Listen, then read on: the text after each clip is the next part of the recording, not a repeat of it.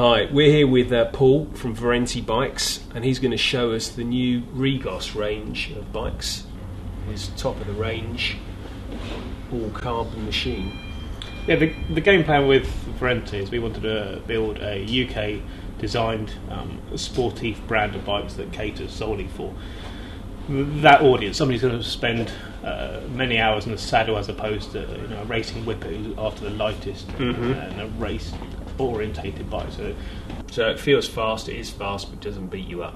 That's the idea, yeah. I want somebody when they finish the Dragon Ride this year or the Attack the Tour, whatever, they get off their bike and actually they're able to stroll and go and get a beer. Yeah. Well, because comfort is a performance advantage, isn't it? If your bike beats you to death, then I was out to the Attack the Tour this year, not able to ride it because of my knee operation, but some of the guys there, I saw them at the bottom of Mount 1-2 and they're the flashiest, lightest bikes in the world, decked out. You couldn't have made a bike any better. In fact, some of them are probably better than tour riders' bikes, but still not get up that hill. The pain on some people's faces. The lug format is something we want to introduce, and that's carbon lugs. Carbon lugs, yeah. All the tubing on there is a Toray high modulus 3K carbon throughout this model.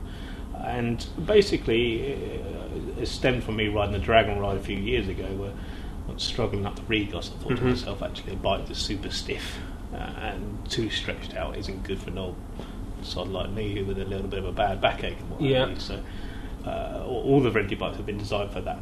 So what we've done is kind of put some comfort in the rear stays, but once you get to the top of that mountain or that hill pass or whatever, you can then sit there and hammer down the hill. So you've got a nicely stiff front end. So it's going to absolutely. So it's got the oversized head tube, and it's going to handle immensely well. It's got a really stiff bottom bracket still, so it sprints really well when going up a hill or down.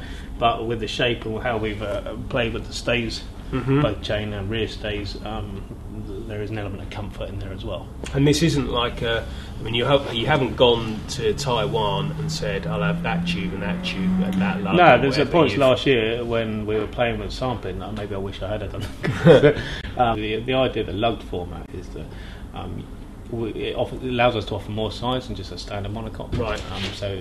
And the tubing for that is customised for every lug as well. So each size will have its own tubing. Right. But maybe two sizes will share the same lug format, but each bike shares that.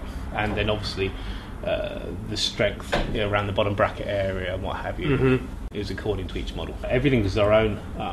Mark Edwardson came and joined us. He was previously the Condor bike designer. So he's come along and gone through this long lengthy process with me, and so every single part of it is our own. As you can see in all the tube shapes, they're all our own design. In certain parts, which I'm sure you can see in still pictures, but we've got the logos. There's a lot. I know you've put a lot of emphasis into the sort of finishing detail on this. Yeah, it's all about that. We want to come out with a brand of bikes that stands on its own merit, and alongside any other brand, it's the detailing that I felt was really important to us, not just a shiny bike. The frame tube profiles are very distinctive, so it certainly does. It is a bike that does stand out. Yeah, we've got three formats. This is the Regos model, which is the full carbon. We do three formats. There'll be a Regos 1, which is, as you see, with 3T components, Mavic wheels and SRAM red. The Regos 2 has the Mavic again, but it has the normal series, not the SLs. Has SRAM Force, comes in a white and black option. But rather than 3T, it has our own bars and stems. Right. And then there's a further Regos model which has the SRAM rival. So all the bikes are decked out with SRAM. And all the Regos frames are the same? Absolutely. The frame and fork is exactly the same across all models. What changes is just the componentry on them. The other models that we don't see here, but they've got our own stems and handlebars, we've designed our own bars so that there's a low drop in them, but they've got a longer sweep. Right. So, I find with some bars when we've been out riding or whatever that people complain that it's painful on their wrists or they've got enough or you're banging your wrist on the top of the bar. Yeah, so we've kind of done that, and how we've gripped the bars, there's gel on the tops and double wrapped or thicker, standard, and then they're thin on the bottom when somebody does want to sprint, so it's comfort when you're sat in the hoods riding up the hill. And then so how many versions of this bike has it taken to get to the finished one? I mean, how many prototypes did you go through? I think 14 different, about 14 models. Wow. To get here.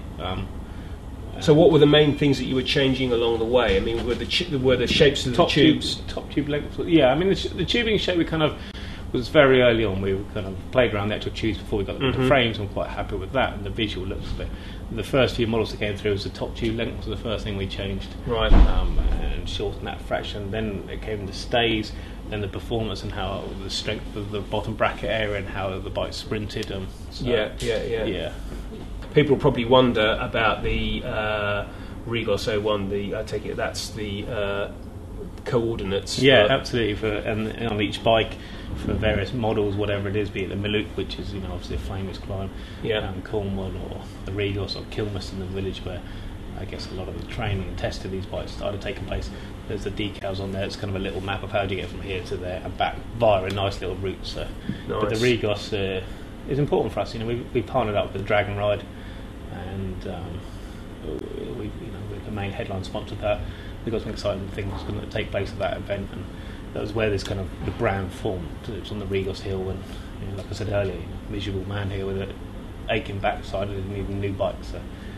When will the Verenti actually be landing, be on sale? We've just been out there with a few shots. They're in the studio over the next couple of weeks, having all the photography done. Some of the bikes start to arrive in mid-February. Oh, right, okay. And then, and with no issue through on the water. All the bikes will be here from early March. Right. And then basically the format is that we will, bring some other models out throughout the year. A ladies' version or two. The Regos 4 will come out, which will sit at the entry level version. It will have a new SRAM Apex group set on it, which I think will probably be one of the first bikes in the market with that on, because most of the bikes won't be up to 2010. And the bikes will remain. We're not tweaking them again this year.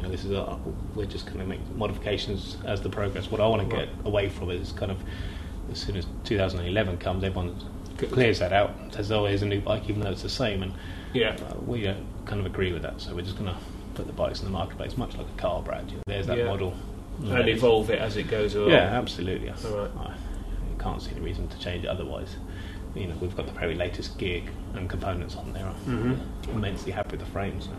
And the other question people probably want to know is how much they cost. The Regos range, the carbon range, are going to start from 1,400, and this one's 2,900. But Verenti bikes will be starting from £850 to start with. Right. And when the new Apex model comes out, that'll probably be £700. But so at the moment it's 3 carbon models. 1,400, 1,800 and 2,900 respectively. An alloy carbon, which is £1,200. The Malouk. Yeah, and then the Kilmaston, which is our kind of alloy and training bike or sport heath bike that would come with guards, and that's going to be 850.